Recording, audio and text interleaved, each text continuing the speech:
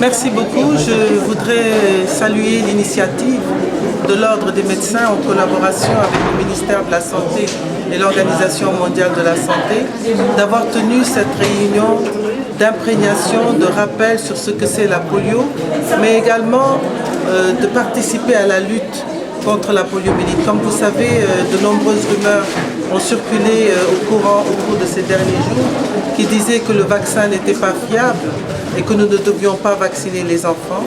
Nous sommes venus ici pour réexpliquer pourquoi nous devons vacciner les enfants.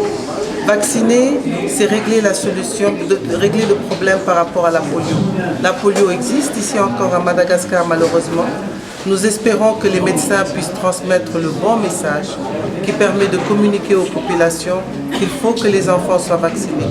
Nous démarrons une campagne du 30 au 4 décembre. Il faudrait que les 11 millions d'enfants de 0 à 15 ans qui sont à Madagascar soient tous vaccinés pour que vraiment nous puissions dire que Madagascar a chassé la polio de cette grande île. Justement, pourquoi vous avez organisé cette session spéciale pour les médecins? Parce que c'est les médecins qui sont les principaux partenaires. Nous devons d'abord convaincre les médecins pour qu'ils donnent le bon message aux familles qui viennent les voir. Les médecins, c'est eux qui doivent vacciner. Les médecins, c'est eux qui donnent la santé. C'est à eux donc de pouvoir communiquer de façon claire pourquoi nous sommes en épidémie, à quoi sert de vacciner, pourquoi nous devons vacciner et revacciner tant que l'épidémie de polio, tant que le virus continue de circuler sur la grande île. Donc il était important que le médecin participe à la lutte et nous saluons ici vraiment le leadership de l'Ordre des médecins qui a pu réunir dans cette salle, comme vous venez de le voir, plus de 300 médecins ce soir. Et nous sommes vraiment satisfaits de cette réunion. Est-ce que ce message n'est pas encore passé auparavant? Il doit passer et repasser. La répétition est pédagogique. Nous devons continuer à passer ce message. On ne vous cache pas, et vous le savez, qu'il y a eu des rumeurs qui disaient que ça ne servait à rien de vacciner et de revacciner les enfants.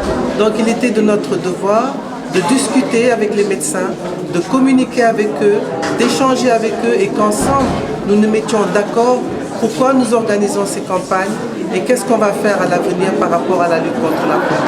Donc on les remercie, on les salue d'être venus ici ce soir. Il y a la réunion quarantaine actuelle qui va prendre fin aujourd'hui. Est-ce que Madagascar a reçu des recommandations par rapport à cette réunion? Madagascar a reçu des recommandations puisque nous espérons que nous allons vaincre la polio et que Madagascar va faire partie des pays qui vont présenter leurs dossiers, leurs documents pour passer à la certification. La commission qui s'est réunie vient de certifier 3 pays, le Kenya, la Tanzanie et l'Angola. C'est un grand pas, nous les félicitons. Nous espérons que Madagascar fait partie des prochains pays qui seront certifiés polio-free, c'est-à-dire que dans toute la grande île, il n'y aura plus de virus polio. Quand est-ce que Madagascar pourra bénéficier de cet examen pour obtenir cette certification? Nous devons d'abord commencer par ne plus être en épidémie pendant au moins 1 an et après cela présenter notre dossier. Là, nous sommes malheureusement en épidémie de polio.